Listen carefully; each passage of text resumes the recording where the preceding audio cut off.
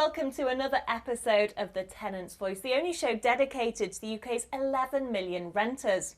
Coming up in this week's episode, I chat to property and economics commentator Michael McCaw about the news that's affecting tenants like you. Our correspondent Renato chats to Moti Hoffman from MOT Inventories about the importance of having an inventory completed when you move into your new home. Then I speak to James Jones from Experian about the financial, social and digital exclusion faced by many UK tenants. But first, Christian Byfield from the award-winning and Arla member agency Base Property Specialists chats to Renato about the rights and responsibilities that affect tenants moving into a rental property. I'm joined by award-winning agent Christian Byfield of Arla Certified Base Property Specialists, and he's going to walk us through what to look out for when you first move into a property. Hi Christian. Hey Renato, let's go on in. So Christian, what's the most important thing for the tenant to consider when they first come into the property then? Okay, so most landlords or agents should provide a tenant with an inventory, or there should be an inventory clerk meeting them on site, but you guys are going to touch on that later. So really, first impressions, when you first walk into the property, is it generally what you're expecting at the standard you're expecting? Yeah. And probably the first thing that really stands out to you is furnishings, because you might have seen it with people still living in the property. So this property, as you can see, you've got a sofa and a couple of armchairs and some side bits and dining table and chairs. Is it what you thought it was going to be? And if it wasn't what you're expecting and it's here when you get here, what would you do then? Then you need to have that discussion with either your landlord or your managing agent. But I would wait, go through the steps we're going to go through now, and then go back to your landlord or managing agent with a sort of full feedback report of any issues there may be. Okay, and after furnishings, what would be the next thing to consider? Okay, so the next thing I would say is we look on to maintenance. So let's head over here. Okay. So we've got a few maintenance issues here. Perhaps you could go through them one by one, Christian. Yeah, sure. So the first one that really stands out to us when we come up to the kitchen, you can see this door's not quite sitting right. Now, when you open it, you have a little look, you can see a bit of a loose hinge. Make a note of that. Yes. Okay. Then as we come down the kitchen, a couple of other things stand out here. So on this one, we've got some damage to the bottom of the door. Yeah. And quite obviously, Door missing. we're missing the front door cover for that. So make a note of them, get these things reported to your landlord. So with something like the door with a wobbly hinge, if you felt, I'm pretty handy, I could have a go at doing that, would you recommend the tenant do that or speak to the agent first? Go to your agent or your landlord and say, look, we've just moved in, here's a list of a few little things we've found. Now, if you've got the skills, by all means, offer to your agent, offer to your landlord, look, I've got the skills, if you want, I can do X, Y, Z. They might be happy for you to do that. Exactly, make sure that you're clear on terms. If you don't have the skills or you really don't feel it's your responsibility, there's no shame in that. And if at nothing else, if they're not addressed, they're at least logged on the inventory. Yes, okay. Over here, I noticed the wall, so there's a bit of a maintenance issue there that's not being looked after particularly well. Again, is that something you would bother reporting, or would you just try and fill the holes yourself, or what would you recommend? No, absolutely. Really, really good point to bring up. And decorative repairs are probably one of the most contentious points in a tenancy because it is a bit of a grey area. With things like this, again, make sure you report it. Now, we can see here there's some hole damage from nails. Something was stuck on the wall here at some point. We've got some splashes from the kitchen being used. Now, look, I don't know. Is the landlord going to send someone in to fill and sand and repaint the wall? Probably not, but you never know. But as long as you report it, you're covered. Probably one of the next obvious things to check is what's happening with the light bulbs in the property. Yeah, so I noticed there's one out here. So again, if you moved in, would you just change it? If you can readily change them yourselves, great. But there's no shame in going back to the landlord and saying, look, I found 3 bulbs in the flat blown. Would you mind replacing them? Yeah. In this property in particular, you've got high ceilings. Now, a property like this, and in fact they do have one in this cupboard, should provide you with a small, safe step ladder in order to access the light bulbs. If the landlord's unwilling to do that, then they're going to have to provide a service that resolves those issues. Excellent, great. Okay, and so after the maintenance side of things, anything else to think about? So the next main thing to really look at that really caps this off is the general cleanliness of the property. Right. Is the landlord obligated to provide it with a professional clean before you move in, or is that? Obviously, if you get a property professionally cleaned, the obligation is that you have to return it in the same way, and not all tenants are happy about that. They might not want to pay £150 to a cleaning company when they move out of a property. Right. But again, it's always about the thing about never assume, never presume, always ask. Ask the questions. Exactly. Excellent. Okay, well, thanks for all your advice. No problem at all. Now, as Christian mentioned, one of the best ways to avoid a deposit dispute is to ensure that you have an inventory in place. Now, that should be compiled at the start of the tenancy.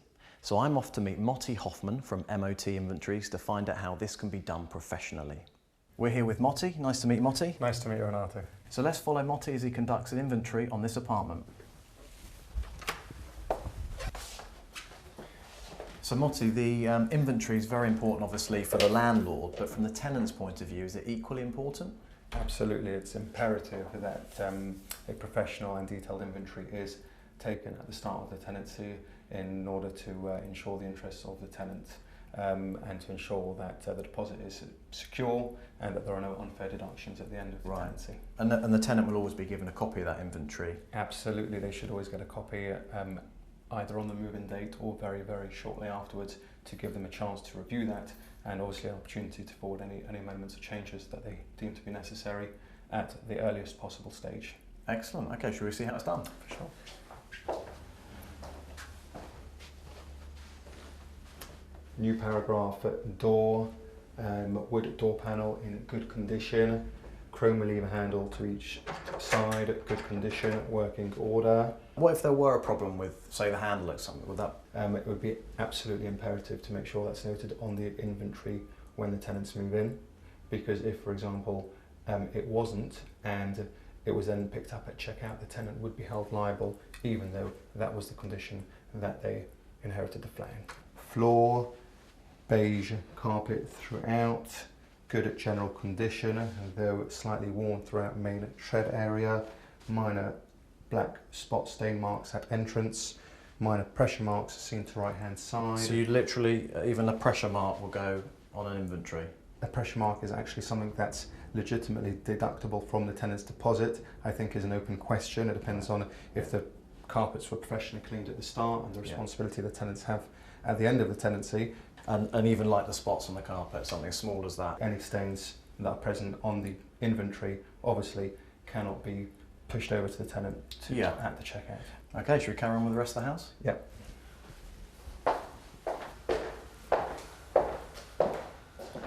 So new paragraph reception, new paragraph furniture, new line, grey material, double sofa unit on wood legs with two large matching integrated seat cushions, found in good general condition with minor white staining seen to one seat cushion.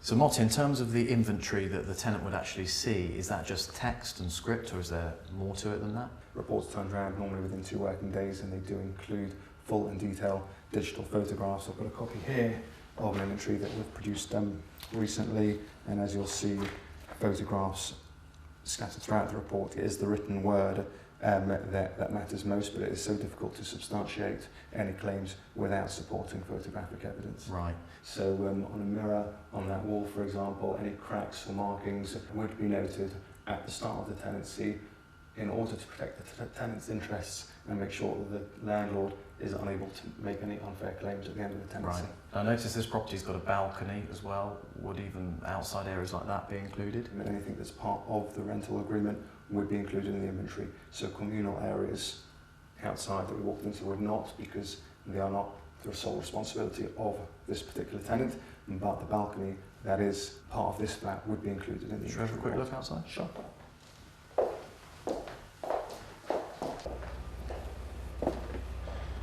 So if I was carrying out an inventory here, there's nothing I can see that I would record? A lot of the small dilapidations relate to furnishings, but the more expensive and bigger issues relate to the fixed elements of the property. So in this case, with the wood decking flooring, any deep scratches or markings beyond wear and tear are things that the landlord is likely to try and make a claim for. Any cracks to glass panels or anything like that, which could be really expensive to replace, we're unbiased. So if it were to go to arbitration at the end of the tenancy, in that unfortunate circumstance, the inventory would carry much more weight because it's carried out by an independent third party.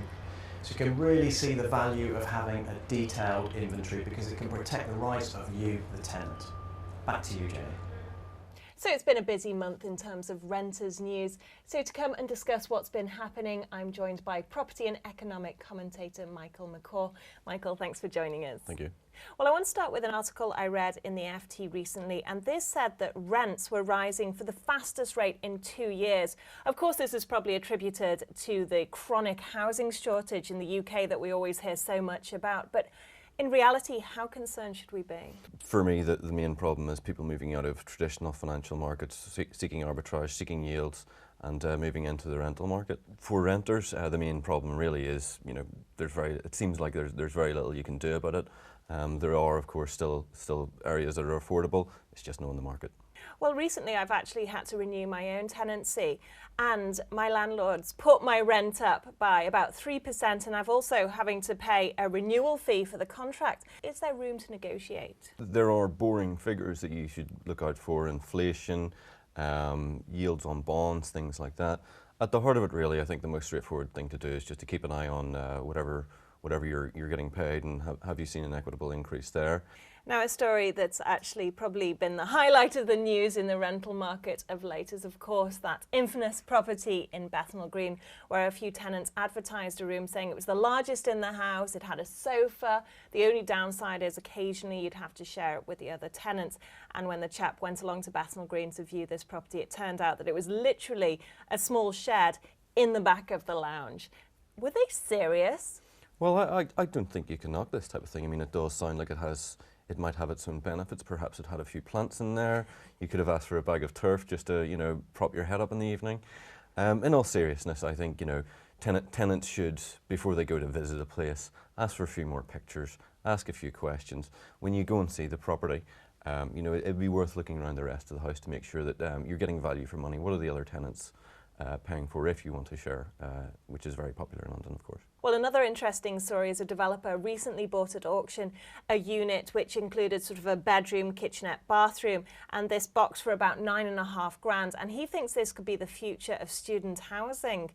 What do you make of that? Personally, I think that we need to talk to town planners and these forward-looking people who can suggest maybe greater skyscrapers or sort of maybe disturbing the London skyline. I don't think too many people would complain about that. Well, I want to end on a story I read in the Telegraph, and this is a great story if you're thinking of relocating. And they were looking at the cost of a garage in Mayfair and what you could get around the rest of the UK for the same price. So what are we looking at exactly? Well, I read this story. I found it quite interesting. I think it's something like £500 or just over £500 to rent this tiny little garage in Mayfair. And I looked up, obviously being from Belfast, I had a look what I could get over there for that amount of money, and I could get a 4-bedroom house. In saying that, whenever I look for my next property, I'll certainly be looking for off-street parking rather than sort of paying such an inflated price. Michael, thank you. Well, now we're going to take a short break, but don't go away, as when we come back, I'll be speaking to James Jones from Experian to find out how your rental payments might soon be able to be contributing to a positive rating score. The Tenant's Voice is proudly brought to you by thetenantsvoice.co.uk.